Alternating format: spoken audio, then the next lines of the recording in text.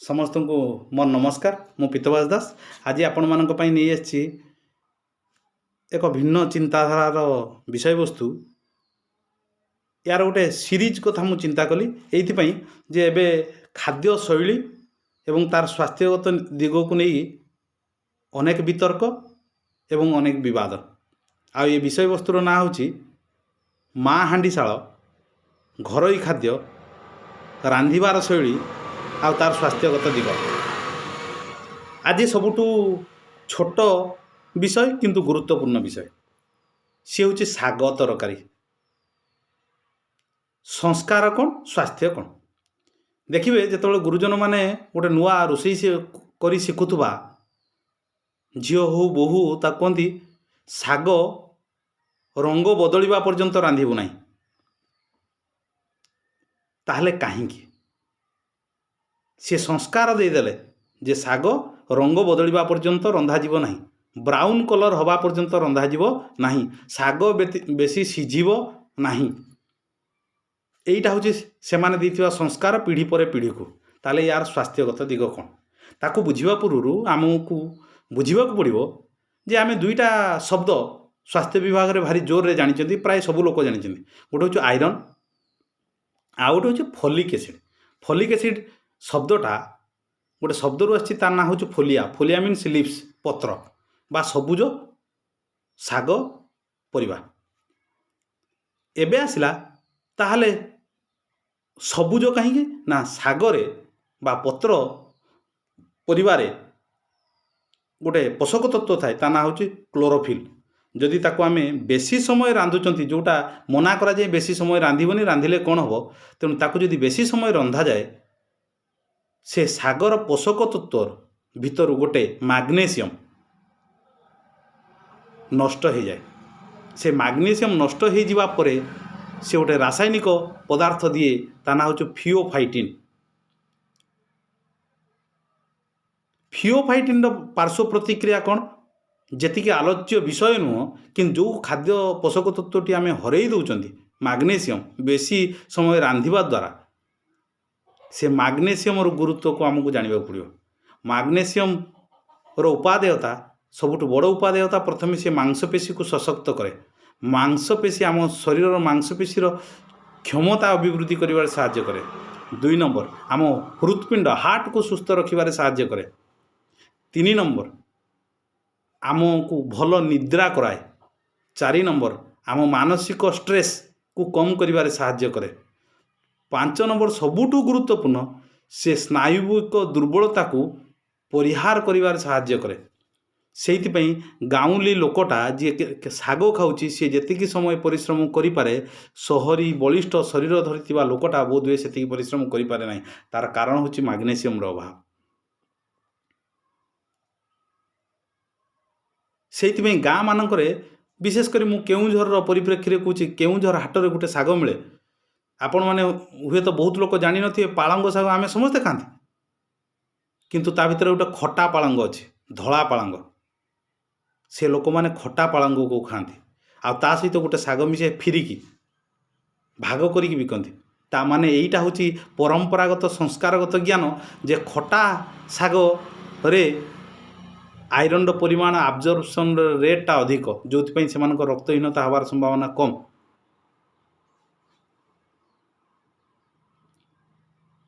बाकी रहिला गाँ मानक बहुत लोक अच्छी माँ माने अच्छी जो माने संस्कारगत ज्ञान रे परिपृष्ट होती से माने सारू पत्र को जोटा कि आमे कहीं खाती ना आम पिला को दियंती नहीं भावती यहाँ गरीबर खाद्य ना से माने जदि भी विज्ञान को जानी ना संस्कारगत ज्ञानटा रे एते सशक्त जो बोध हुए पिला रक्तहीनता हबार संभावना कम बा तांको पिलांको रोग प्रतिरोधकारी शक्ति कम शारीरिक क्षमता बेसी। सारू पत्र को तेंतुली देके रोषेई करती बा आंबुल देके रोषेई करती तार कारण खटा शाग सहित खटार संपर्क अति निबिड़।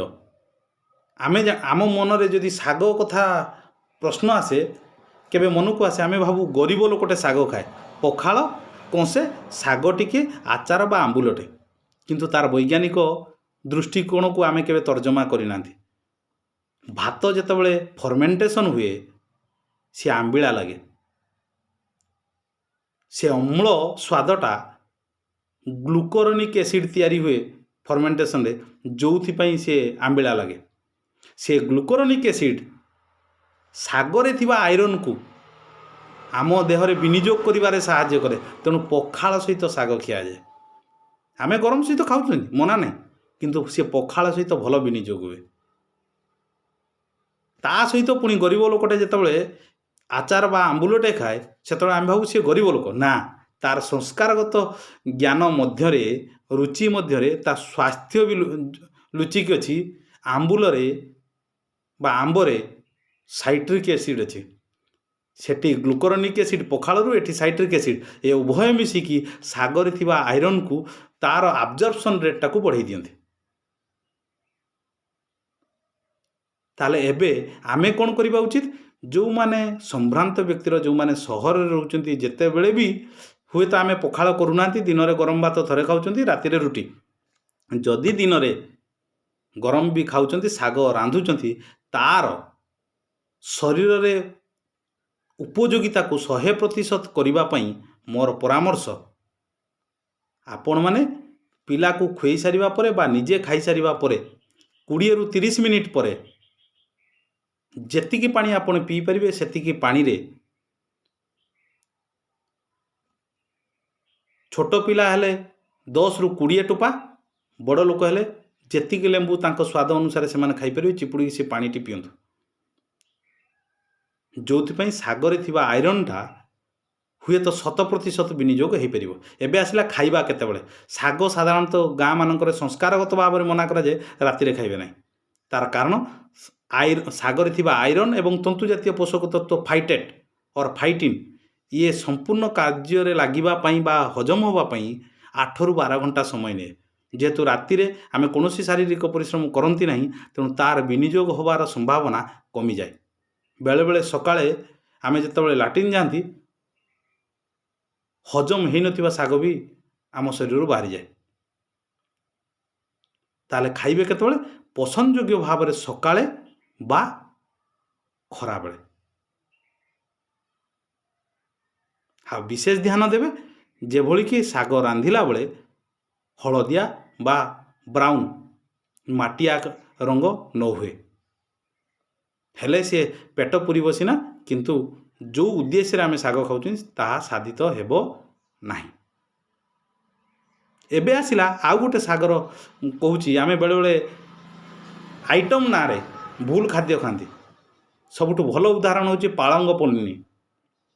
पालंग आउ पनीर, पनीर रे रहिला कैल्शियम, पालंग रहिला आयरन एवं फाइटेट। आउ सागरे आउ गोटे रासायनिक तत्व अच्छी तार ना हूँ ऑक्जालेट। ता माने जेतेबेले पनीर रो कैल्शियम सागर आयरन परस्पर सहित बांधी हेबे, से माने गोटे रासायनिक तत्व देवे ता ना हूँ चिलेट। से चिलेट आम देहरे जल द्रवीभूत होकर बाहरी जीव, ना आयरन काम लगिला ना कैल्शियम काम लगिला। 2 नंबर आसला ऑक्जालेट। ऑक्जालेट आउ कैल्शियम परस्पर सहित मिसिकी जो रासायनिक पदार्थटी देवे that is known as calcium oxalate.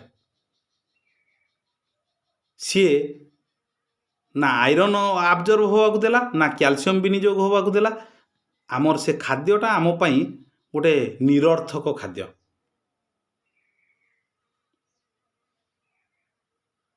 तापर आसला फाइटेट, तंतु जातीय खाद्य जहाँ अच्छी चोपा बा तंतु सागरे से कैल्शियम को आब्जर्व करके आम झाड़ा द्वार रे बाहर को बाहर करदेला।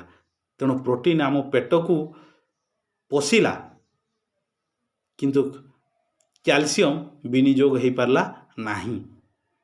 तेणु मोर ये अनुरोध रहिबो आपण पिलांकु से मना करा जाए साग सहित क्षीर खाइबे नहीं, आमिष सहित क्षीर खाइबे नहीं। ए विषय वस्तु आमे परवर्ती वीडियो रे आलोचना करिबा। आज पई एतिकी, धन्यवाद।